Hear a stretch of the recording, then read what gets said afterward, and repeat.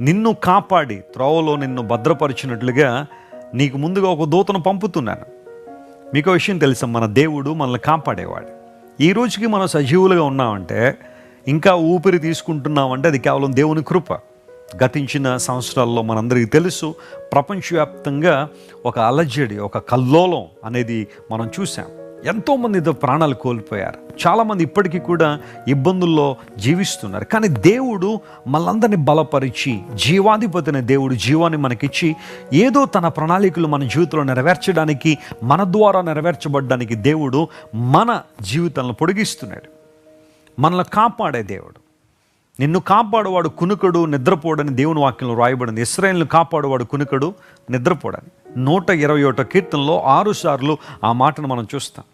అంతమాత్రం కాకుండా బైబిల్ గ్రంథాన్ని క్షుణ్ణంగా పరిశీలన చేస్తే దుష్టత్వం నుండి మనల్ని కాపాడే దేవుడు ఆయన. దుష్టు నుండి మనల్ని